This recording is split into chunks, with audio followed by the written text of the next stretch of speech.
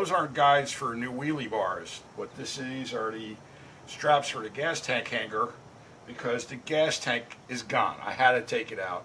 I've never removed the gas tank before. But this was the sending unit area, and if you can see here, there's a little knurl here, and an O-ring actually fits in that knurl, and then there's a ring that locks this in place. You have to put it in and twist it, and it compresses the sending unit and the O-ring together. And the one thing, well, it was leaking from the O-ring. You can see that it's a little tough maybe from the picture, but on the left-hand side of the O-ring, as you're looking at, you see how flat that is? It's been compressed for so long that once any pressure was built up in that tank, and believe me, the tank does see some pressure, basically from vacuum from the fuel pump, and it will just start leaking.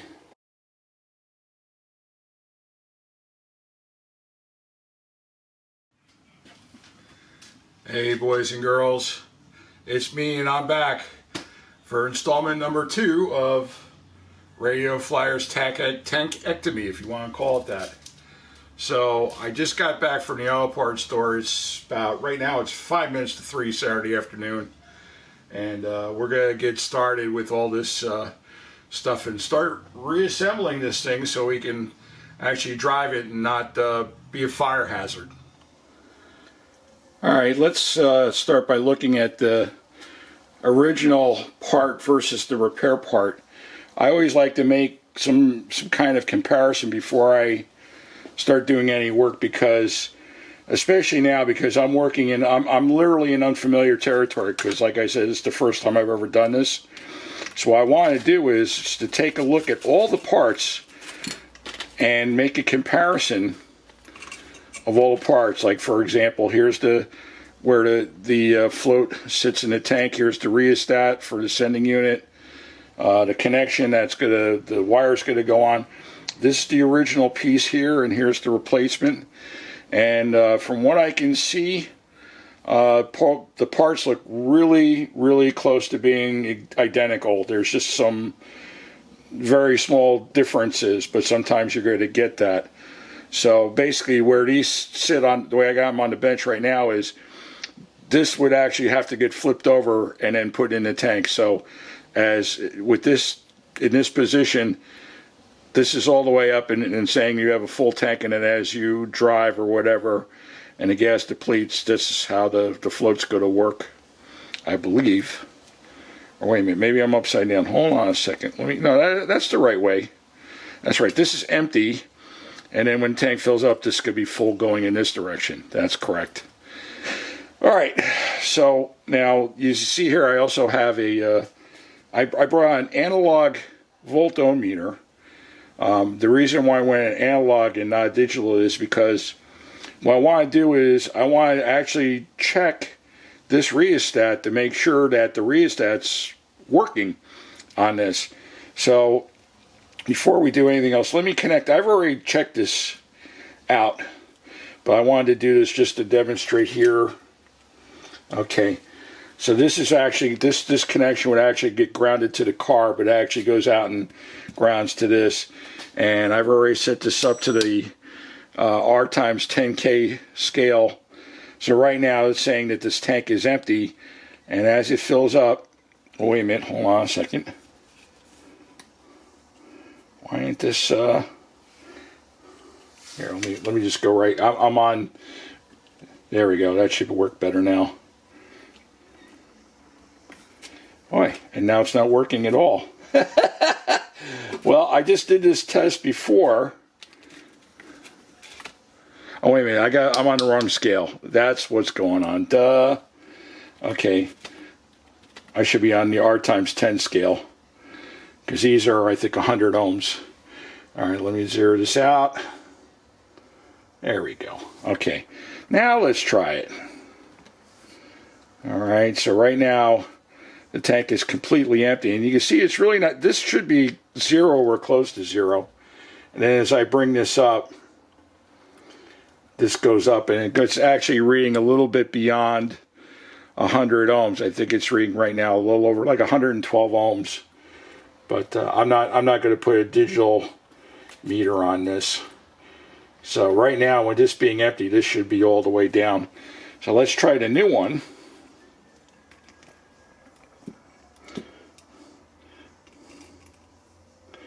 Okay, and you see how that's going to 0? That's what it should be doing. And then as we fill up the car, we go up, up, up, up, up, up, up. Ding, ding, ding, ding, ding. Okay, full tank, 100 ohms. So this is actually more, this rheostat here is a little more accurate than the original one from 1967. So it was probably a good idea that I decided to replace this, because maybe this guy could be on its way out. So anyway, this is just the initial inspection to make sure that, I don't want to have to put this in the car and then find out later that it's not going to be good, or the gas gauge is not going to work. So this is just, I'm just doing it as a safeguard, so I don't have to do an extraneous amount of work twice. Okay, we're ready to start with the installation of the sending unit itself and the float. Now, first thing I'm going to do is I'm going to put the O-ring in the knurl, the new O-ring.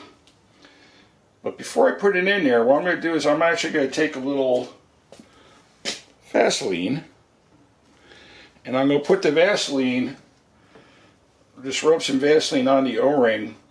So you might be saying, well, why do you want to do that? Well, a couple reasons. One is that the Vaseline, I think, will help to, believe it or not, keep it in place while I'm putting the, just a little bit. I don't need a whole lot. But hopefully I'll help hold it in the knurl. That's my thoughts. Now next we're going to take the sensor, and I'm going to get this situated in the tank here. I'll lay that down. And let's see, make sure I got it going the right way. Yeah, that's going the right way. I just set it. I guess that's where it's got to be, right there. And last but not least, let me see if I can get a little bit closer look here. There we go. This is the locking ring. And I got to get this guy in. I'm not sure how it's got index. Well, I know it's got to go clockwise to lock it in place. Okay, I see what's got to go on. So now I have to kind of compress this thing and get this thing to turn. So this guy will press down and it'll hold this whole thing, hold this in tight.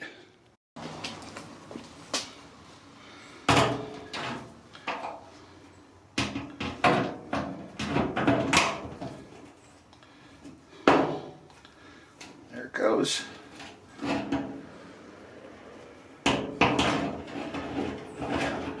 It's going in.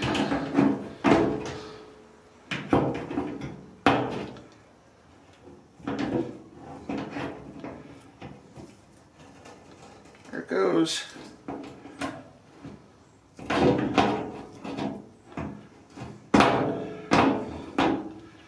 Okay, and it's in. That went very, very, very nice. I'm impressed. There. Let's get a tight close-up shot. So actually, there it is. It's installed and on the tank. Isn't that nice? Boy, I love it when a plan comes to fruition like this. But I guess this is the easy part. Now the fun part is getting it in the car.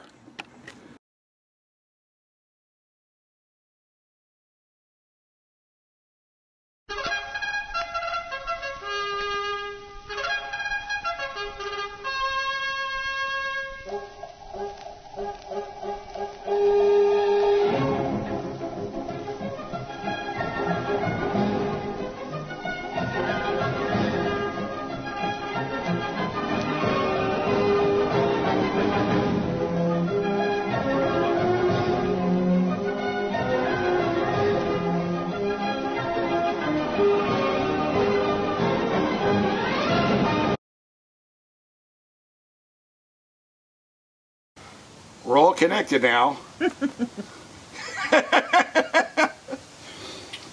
Everything's connected. So now we have to add the hot sauce to see if it's going to work or not. And fingers crossed, no leaks. All right, we have 1.5 gallons of motion lotion in here, and so far everything looks dry. So now we'll see if it'll start. It only ran like 2 days ago, so it shouldn't be a big deal. Once the gas gets up to the carburetor, anyway.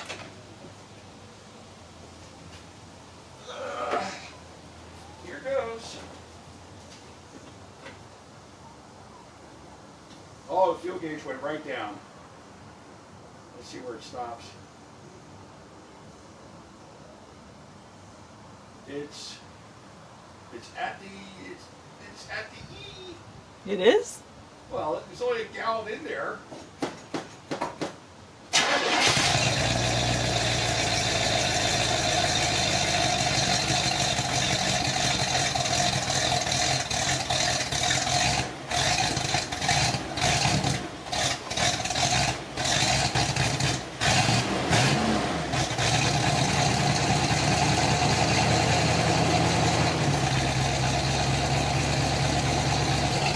Right now, I just want to let the car run for 5-10 minutes. I verified that the gauge is working. I put about 4 gallons in it, and the line actually came off the E. It's actually just above the final line, so the gauge is fine. It's working.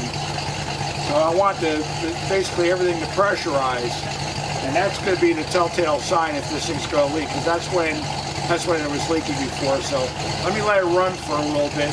We'll double check it and make sure. And if it doesn't leak, then I can put it back on the floor and drive it. I've had the car running right now for about, what do you say, 10 minutes? Yeah. 10 minutes. So it probably should have built up enough pressure. But right now, it's all nice and dry underneath. If it was going to leak anywhere, it was going to leak from the sending unit. So let me turn the car off and see if it does anything.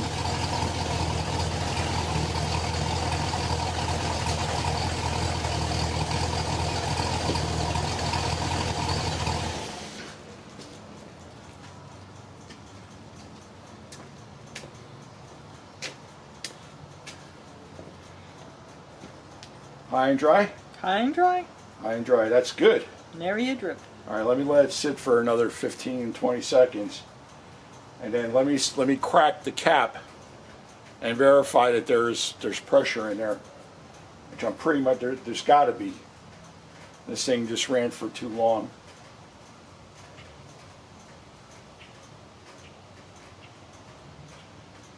Winter, winter, hot dog dinner. It's an inside joke. People are thinking that's the only thing we eat. We're so poor because we spent all this money on this old damn car, so we can only eat hot dogs tonight. But that's a joke. We're just having that for dinner anyway. Yeah. All right. No beans though. All right, here we go. Here, do you want to do the honor? No, let me do it. No, you do it. Do it slow, yeah.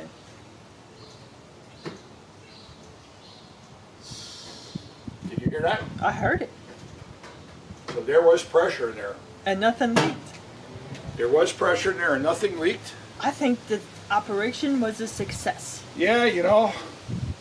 Well, boys and girls. Yay! Trust me, I'm not the smartest man in the world, but sometimes it's just better to be lucky than good. So as long as you take the necessary precautions like we did here, life is good again.